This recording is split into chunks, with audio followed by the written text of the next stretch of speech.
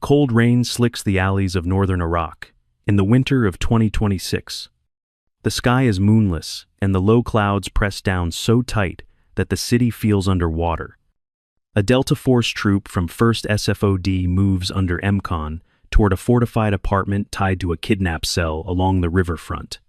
PVS-31 goggles turn the world into a grainy tunnel, and every step sounds too loud in the drizzle.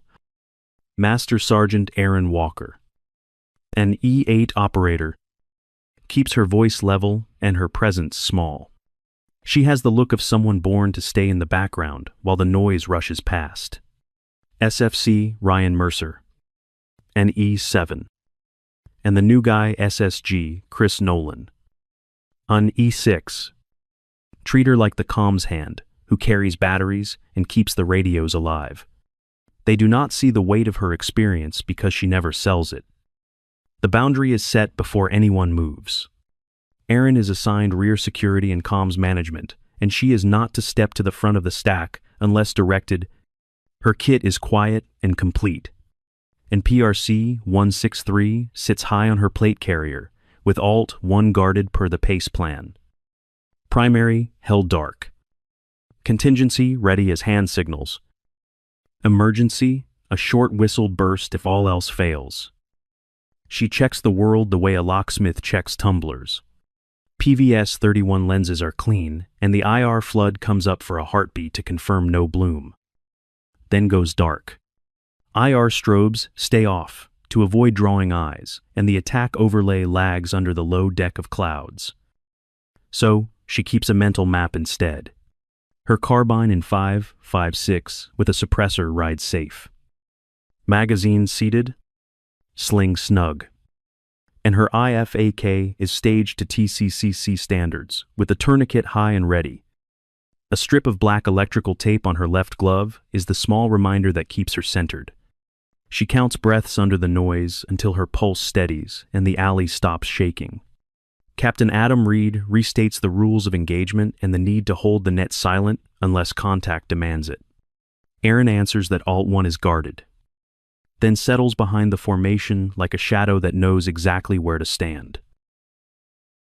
Cold air pools in the riverfront alleys, and the night feels tight around the team.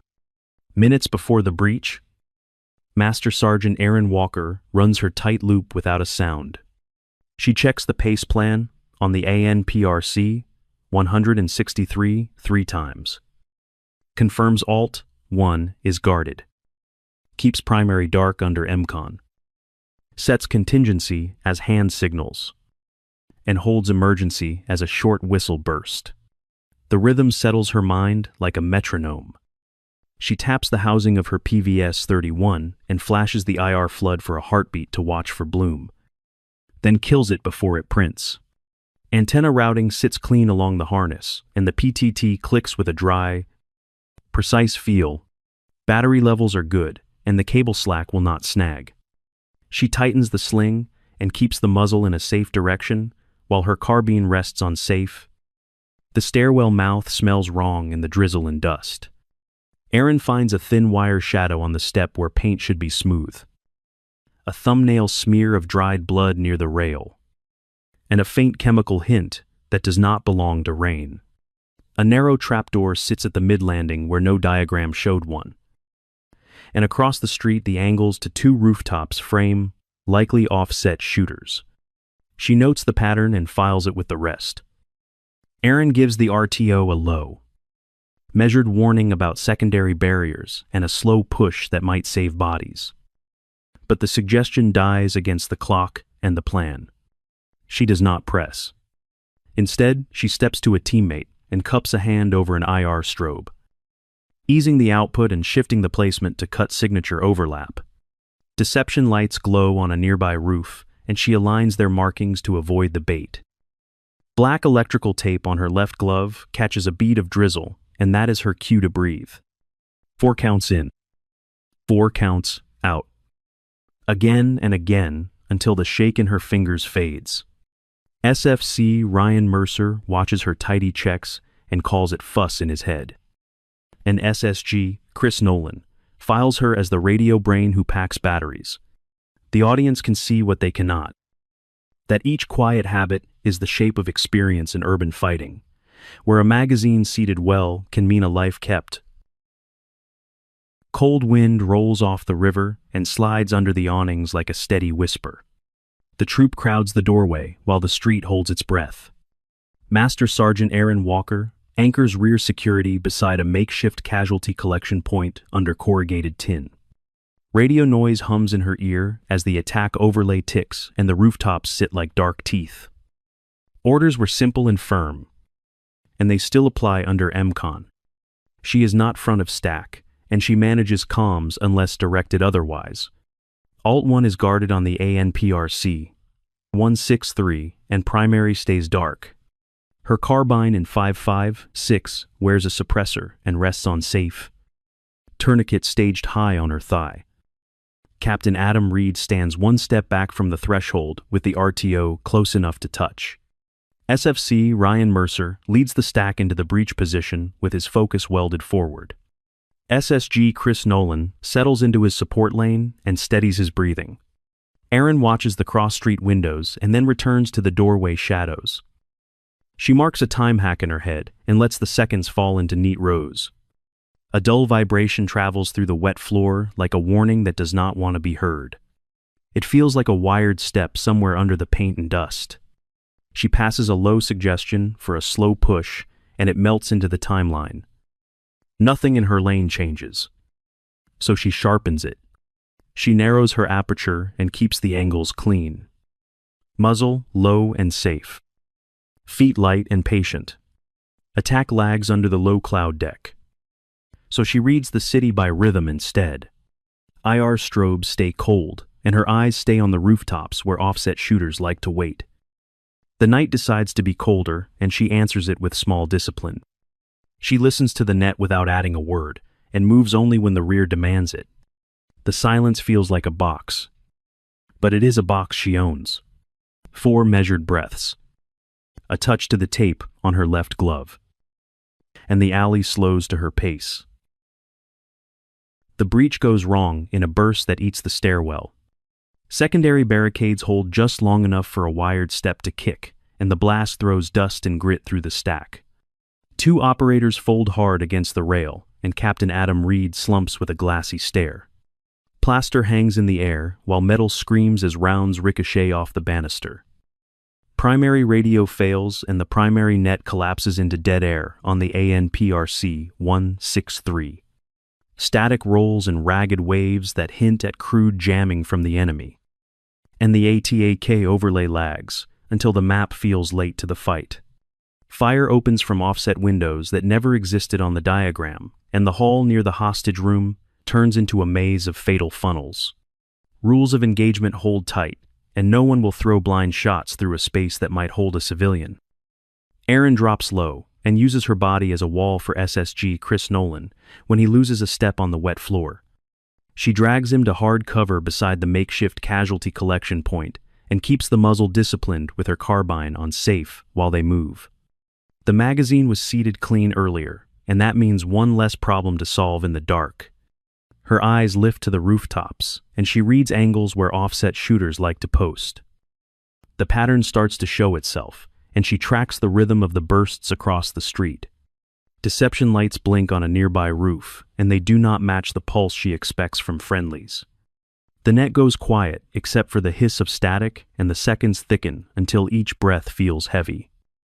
Aaron touches the strip of black tape on her left glove and counts in 4s until her hands are steady. Then locks herself to procedure while the team stays pinned between the stairwell and the hostage room.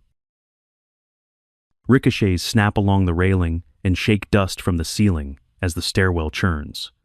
A teammate crumples against the wall with labored breathing and a fading pulse at the wrist. Master Sergeant Aaron Walker closes distance, turns her body into a shield, and slides him behind the hardest cover near the makeshift casualty collection point. She keeps her carbine on safe and her muzzle low while her eyes track the edges of the kill zone. She reads the signs fast and clean. The chest rises unevenly. The neck veins stand. And air sounds thin on one side. She reaches for her IFAK and preps a needle for decompression at the fourth or fifth intercostal space along the anterior axillary line. The insertion is steady. The hiss is soft, and the breath finds a little more room. She reassesses like a checklist. Skin color improves a shade, and the shoulders ease as the pressure fades. She places a chest seal as needed and re-inspects for symmetry with 2 quick hands. Then she drags him a step deeper into cover, keeps his gear secure, and sets him for movement when the lane opens. Her discipline never leaves the rest of the fight. She gathers his carbine only if required.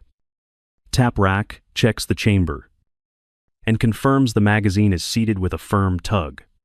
She keeps the muzzle safe and returns her own weapon to safe before shifting position. Her eyes lift to the roofs where offset shooters like to hunt angles. And she refuses any blind fire because the hostage room is close. The net stays damaged, and she treats it like a living thing. Primary is down, under MCON, and the pace plan is bent. So she guards Alt-1 without grabbing control. She passes only short traffic on the casualty and the move. Then goes quiet again. ATAK lags under the weather. So she builds a near picture from rhythm, light, and sound. She resets her lane with small moves and steady breath. 4 counts in and 4 counts out turn the chaos into frames she can read. Rear security tightens to a narrow aperture, and the corridor looks cleaner with every scan. The dust still hangs. The rounds still spark. And she keeps the corner of the world she owns from breaking. Captain Adam Reed stays woozy, and the primary net is a dark hole that swallows every call. The main element is pinned mid-stairwell while rounds rake the rails, and the hostage room sits too close to risk a bad shot. Master Sergeant Aaron Walker measures the moment and sees the cost of waiting. If she holds to the rule that keeps her off the front, the team bleeds where they stand. She slides a thumb to the ANPRC 163 and flips to Alt-1 per the pace plan. Crypto is confirmed, filled, and the channel comes alive in her ear like a clean hallway.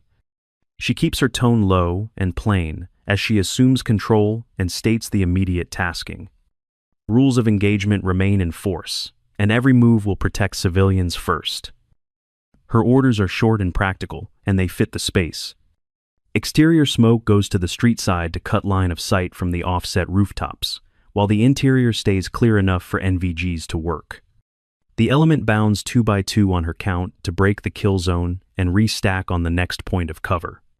No one fires blind into the murk that masks the hostage room, and positive identification is a hard requirement. She brings the overhead into the picture with restraint that matches the neighborhood. The AC 130J gets a talk on eyes only with no ordnance and serves as a set of steady night eyes to confirm building identity. Aaron preps the IR strobe timing that will mark a true rooftop for exfil later and chooses a pattern that will not match the deception lights nearby. She keeps the net concise and leaves space for bottom-up calls that matter. Silence settles for one small heartbeat, and she uses it to center herself. Her left glove finds the strip of black tape, and she counts 4 in and 4 out until the tremor fades. Then she calls the first bound and watches the team move like pieces clicking into place. The line she crossed is a choice she owns, and the choice is simple to explain even if no one asks. Lives are on the line, and waiting is a decision too. Alt-1 belongs to Aaron Walker now, and her voice on the ANPRC 163 is clear and spare. She directs exterior smoke to the street side and cuts the line of sight from the offset rooftops. The main element moves on her count and bounds 2 by 2 to the next hard corner. MCON still holds, but the net has shape again, and the stack starts to breathe. Overhead, the AC-130J becomes steady eyes without releasing a single round. Aaron gives a precise talk on that confirms the right rooftop and screens out the decoy lights nearby. She preps an IR strobe timing pattern that will later mark the true exfil point. The pattern is clean, repeatable, and different enough to dodge the deception lights that have been baiting the fight. Her close quarters work is measured and exact, She edges the door with a quick pie and lets a short pulse of IR flood wash the threshold without blinding the night vision goggles. One deep step carries her into the pocket, where the angle was dead. And the first sight picture is all she needs. Positive identification stays sacred because the hostage room is near and the risk is real. Trigger control matches the rest of the form. Her shots are short and honest, and the backdrop stays safe. When the magazine runs low, she pulls a fresh one from the pouch. Indexes the feed lips. Seats with a firm click. And gives a small tug to confirm. If a stoppage appears, she tap racks and keeps the muzzle in a safe direction. Then does a press check only when the clock allows. Movement between problems is quiet discipline. She rides the selector to safe before she shifts. Keeps the sling snug. And never lets the barrel sweep a teammate.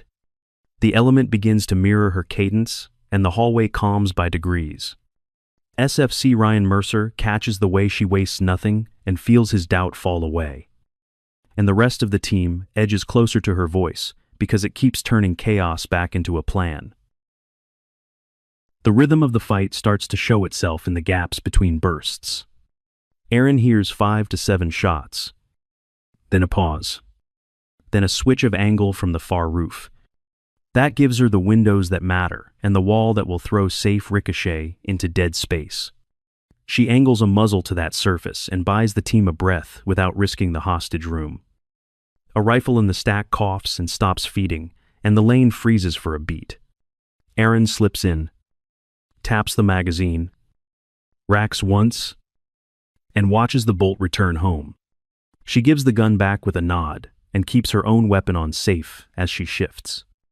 Nothing wasted. Nothing flashy. Only the fix and the move. She finds SSG Chris Nolan at the edge of a bad angle and sets him straight. High left window for 2 controlled rounds. Then shift low right and hold. All with hard positive identification. He follows the cadence and the lane cleans up. The air feels lighter when a simple plan turns noise into order. Her voice on Alt-1 is calm and clipped, and it draws a clear picture. Element 1 holds position and covers long. Element 2 bounds across when exterior smoke blooms and does not flood the interior. The AC-130J remains eyes, only to confirm shapes on the rooftops and keeps the city quiet of ordnance. Deception lights pulse on a nearby building and try to steal attention. Aaron keeps the team focused on the correct roof and saves her IR strobe pattern for the exfil that is coming. Each call is 1 sentence long and leaves room for bottom-up traffic that matters. The net sounds like a steady line instead of a crowd. SFC Ryan Mercer starts to mirror her tempo without thinking about it. He asks for a quick confirm, then falls in on the tasking and watches the stack move the way it should. The authority shifts toward Aaron because she keeps turning small problems into solved ones. Captain Adam Reed begins to clear his head while the team already runs on her clock. The radio goes quiet for a breath and everyone stays in their lanes. Aaron holds the picture in her mind and trims the plan to the next corner. The shooters keep time for her and she keeps time for the troop. Respect grows in the spaces where no one needs to argue. Aaron chooses the roof and refuses the trapped stairwell. The building shakes with distant fire. But the air above offers angles she can control. She moves the team toward the ladder and sets her mind on clean timing.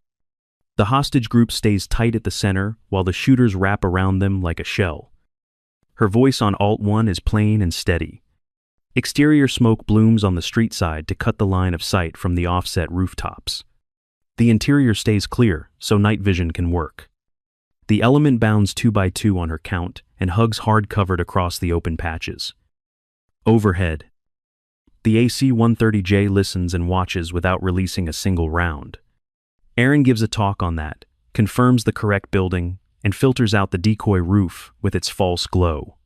She arms an IR strobe timing pattern that will read as their mark and not the bait across the alley. The pattern will cue the lift and will not confuse a tired pilot on a dark night. She calls for the MH-60M to make a cold lift on the east edge where the rotor wash will not blow smoke back into the fight. The team lowers their profile and keeps movement short and controlled. Hostages are guided in the lane that is safest and slowest, not the lane that is loudest. Positive identification remains strict, and no one fires blind because the rules of engagement still matter in a tight city.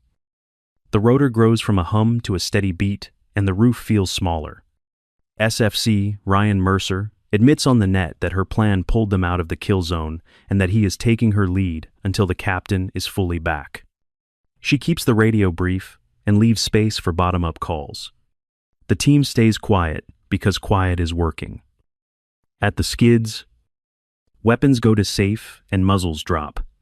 Aaron runs a quick accountability check for people, weapons, and sensitive items, then hands the casualty to the crew chief with a clean, short report.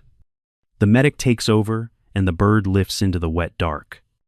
The city falls away until the gunfire turns to static and her breath settles back into an even count. The cabin hums as the bird leaves the roof and the city falls into a soft blur. No cheering. Only controlled silence and the smell of wet canvas and fuel. Master Sergeant Aaron Walker leans back, touches the strip of black tape on her left glove, and counts 4 in and 4 out until her pulse slows. The crew chief and the medic move with steady hands as they accept the wounded and strap gear down for the ride. Memory opens like a hard file that she keeps in the bottom drawer. Years before, she led a team in the 75th Ranger Regiment and cross-trained in assault, breaching, and combat lifesaver, so she could plug any gap. She became a joint fires observer and built repetitions with close air support alongside attached joint terminal attack controllers. One night, she made a choice that broke a narrow order and saved a life. And the debrief marked her for it. The present pushes back in with rotor thrum and clipped footsteps. Captain Adam Reed sits up slow, listens, and gives a short acknowledgement that carries the weight of rank without ceremony. SFC Ryan Mercer meets Aaron's eyes, and the look is simple respect that does not need a speech. The rest of the troop keeps radio discipline and checks gear while the aircraft eats the distance. Aaron writes clean after-action notes on a small card and keeps them to the point. Primary degraded. Alt 1 assumed per pace plan. Talk on, only with AC, 130J. Exterior smoke used to cut lines of sight. Rooftop exfil confirmed by IR strobe timing. She adds that rules of engagement were upheld and that positive identification guided every trigger press. She notes weapon status, magazine accountability, and a quick roll of equipment that never left the roof. When the crew chief gives a nod, Captain Reed outlines a simple correction that fits the night they just lived. Aaron will run comms and contingencies with delegated authority if primary fails. And the troop will train to that standard. She answers with a single word and lets it rest there. The tape on her glove is cool. Her breathing is even. And the quiet professional goes back to work. The night closes with a quiet truth that power does not always shout. Silence is not weakness when discipline and procedure hold the line. An IR strobe ticks a steady pattern in the dark while the rotor fades to a distant hum. And the room remembers to breathe. When systems break, calm voices and simple checklists keep people alive. Hold that thought and turn it inward for a moment. If orders and instinct collide and a life hangs in the balance, what would you do? Would you guard the boundary even as the floor gives way? Or would you step forward when the gap appears? Let the scene sit with you and answer in your own time. If this story of quiet professionalism moved you, tap. Like, to lift the work of those who do not seek attention. Drop a comment with the moment that held your breath the longest, and tell us why it stayed with you. Share this with someone who needs a reminder that steady hands matter when the lights go out. Your voice helps honest stories find people who value them. We also keep a promise to realism and safety. We do not share sensitive parameters. We respect rules of engagement. and we use the right terms like magazine rather than clip. In dense cities with hostages, talk on eyes, only with AC, 130J is the standard we mirror. And ordnance stays offline. Small choices like these protect real people while still honoring the craft. Before we fade out, watch the final images. Erin touches the strip of black tape on her left glove and sets her breath to a quiet 4 count. The IR strobe blinks the pattern that brought them home, and the roof falls back into darkness. The screen softens to black while the rotor sinks to silence, and the lesson stays lit inside you.